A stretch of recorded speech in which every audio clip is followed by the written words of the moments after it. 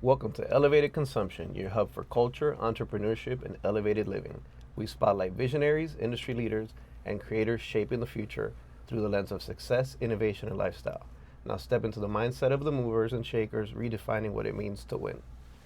This is Winning an Elevated Mindset, the series where we tap into the habits, hustle, and philosophies of top performers, from entrepreneurs to creatives. We uncover the stories behind the success and the mindset that got them there. Today we have as our guest David Sinopoli. Thank you for being here. Thanks for having me. My pleasure. Our first segment is the vision behind a cultural powerhouse. You've built some of Miami's most iconic nightlife and music spaces: Club Space, 3 Points, Factory Town, Floyd, Jolene Soundroom. What first drew you to this industry? I think it was an easy way for me to help my friends out, to come to parties when college. I was serving tables and bartending at a local steakhouse, and any restaurant has a culture of people that go out afterwards and hang out with each other. And then I had my homies that were not able to get into clubs, so I got asked to work a front door at a club called 238 West, which was in Gainesville, right across from the Florida Theater. And I put on a shirt and tie, and I had a list at the front door, and I would check people into their VIP list and give them a band. And I was able to add my 30 friends to it, and I got paid what I would get paid to serve a table, or a shift at that steakhouse. So I was like, oh, this is an easier way to make that money. I always had to work. So since I was 14 years old, I was always hustling on the side to, buy a car, buy clothes, go to school. So I was always looking for ways to be more efficient with making money, and serving tables and bartending was always the best way for me that I knew at that time. And then I found out about promoting, and I was like, oh shit, this is a life hack. You can make hundreds of dollars and just go out with your friends. So I started kind of more of a necessity of trying to figure out how to make a little extra hustle. And that evolved. I wasn't really I was into music, but the music I was listening to was not being played at clubs. So there wasn't really a space for what I liked at that time. Was there a defining moment where you knew you weren't just creating venues, but shaping a cultural movement? No.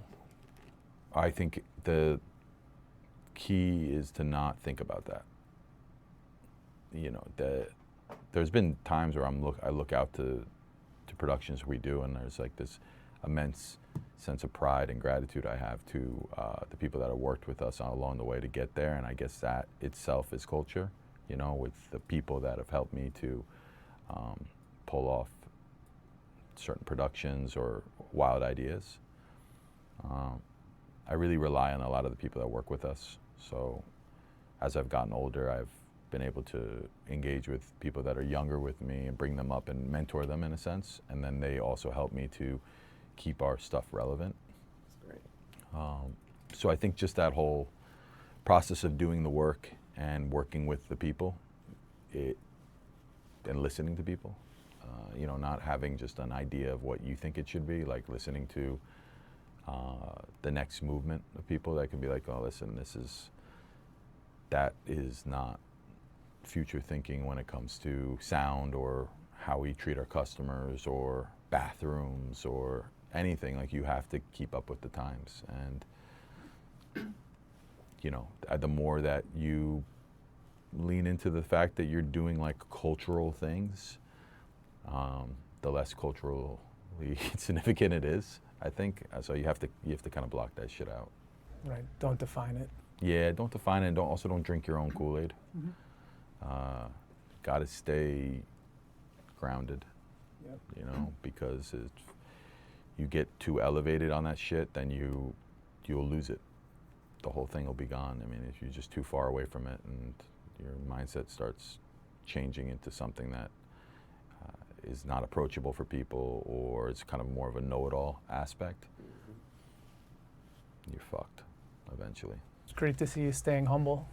I have to, brother. Yep. I'm also weird nerd wrestling fan. Like, I have weird things that keep me We're right there. Yeah, I might be a little I respect autistic. it. I mean, like, I there's respect it. things about me, bro, that are not gonna be. I think I do things that I'm really proud of, but at the same time, I have to keep it real, man. It's just not. And I have people around me. I have really good friends, and I have good family, and people my partners will call me on my bullshit. Keep you grounded. Yeah. That's great. Miami's a competitive market. What sets your venues apart and keeps them at the forefront of nightlife and music? Just focusing on our work, not thinking about anything else. You know, competitive for sure. I mean, remember when we had Bardot, we were competing with people to get acts, people that I respect and I love and have become dear friends of mine. But it never was that deep. You know, like if we got an act from Grand Central back in the day, or vice versa, I showed up to that show. They showed up to that show. You know what I mean? It wasn't like ever bitter. Yeah. And as time goes on and people in Miami see who you are, I think it's easier to maintain relationships because they have a benefit of the doubt of working with somebody for 15 years or 10 years or 5 years. So we also don't really think about competition. Like Davide, Colombo, and myself have always really found our mindset to be best if we can just focus on the work and what we can do and block out what else is happening around us. We're aware if a show happens and it's big and maybe it cut into our night at that time, but you can be aware of it, but you shouldn't react to it. Are you focusing on what works for you? So like when you're putting something out there, you're developing it for you and your liking, or is it more with a consumer in mind? Consumer. Got it. Yeah. I think the only things I do that are fully for me is just DJing. Got it. Right? What I want to play. Right. But even that, I have to make sure that I'm playing for the dance floor. So it's an exchange at all times. I think if I ever were to put out more music, that would be totally for me. But with these type of things where you're servicing thousands of people, rarely what you like is going to be what everyone likes, you know? So you have to kind of give everybody, especially at 3 Points, we serve like 3 or 4 different sub-markets of sound. So you have to kind of figure out how to make sure that everyone's still happy with the filter of good taste. And those sub-markets would be? Weird 3 Points OG shit, like IDM, indie rock at the core. That has a little bit of indie dance in there, indie rock, like that movement.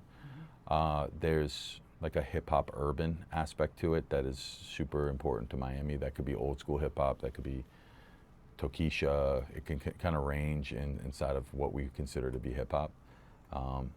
Electronic music, and I think those kind of break out into 2 different areas where you're having like tech house, space sound, and then you have this more forward bass techno sound, which is building quickly. Especially in Miami, right? Yeah, hard techno and merging with like bass music, just anything that's really fast right now is huge. Sells a lot of tickets. There's a lot of new stuff coming out of it. It's blowing up right now. How do you balance business and creativity, building an experience while ensuring long-term success? I smoke weed. Yes, sir. So that helps. Sometimes if we don't have a idea that's completely clicking, or we put out a really crazy idea and the production and the business has to kind of catch up to it, that happens a lot. But we have such strong identities at Space and at Floyd and at Ground and at Jolene now, that you kind of just build off of that momentum, and we just kind of stay there. The biggest thing is not to deviate too far with being creative. You know, you can't go too off the road so that somebody that comes there and just doesn't buy for a talent walks in and they got to feel some sort of consistency. So you work with a lot of people that kind of keep you in check and collaborate and make sure that you're bringing in people that can tell you if an idea is a little bit off base. Still, we try stuff, it doesn't work. We did this whole thing called halftime at Jolene. We did half price drinks and half tempo music, like down tempo. It was sick, but no one came. We made no money. It was like me and Johnny from Space and like 3 other people just being like, yeah, 6 set, man. Like, it's like a cute idea. We were hoping it would take off, but it didn't, and just let it go. Keep it moving. Stay nimble. Yeah. Yeah. It's just, it is what it is with that. In an era where nightlife is constantly evolving, how do you stay ahead of the curve?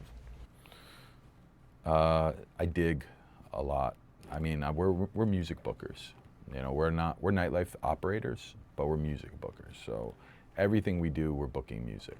So it's not like we're just opening up our doors to a club and hiring promoters and host tables and, you know, like the old Miami, South Beach lifestyle clubs that still exist. Now, I don't think that exists anymore. I feel like you have to program talent and then build an atmosphere around the talent that you bring. Winning is all about mindset. What's your personal philosophy on what it takes to win in this industry? I think it goes back to that competition thing. I don't put the word win on things. I think there's like success and longevity and legacy and definitely like profitability. Like those are the things that we would look at. The aspect of, I mean, I guess it's always been ingrained in me. Like I grew up playing sports. Like I always did want to win. I'm really competitive at video games. So I do have it in me, but I think it's like, can you make the thing you're working on the best it possibly can be? Like that's like success or winning in that product or that project. You know, for a long time at 3 Points, we had so many operational issues that we were catching up to that you didn't have a lot of time to really optimize the experience. And as we've gotten better with our partnerships and how we do it, like we really can take the time and say, okay, how can we perfect or get as close as we can to success and optimal, like take it to its best possible version of itself. That takes time and focus. And that's a lot of discipline, and you have to be very passionate about the project, and you have to really think from the person that walks into the door, like how they walk in, how do they see a stage, how do they walk into a stage, how do they walk into a bar, or when they go to the bar, what is happening to them.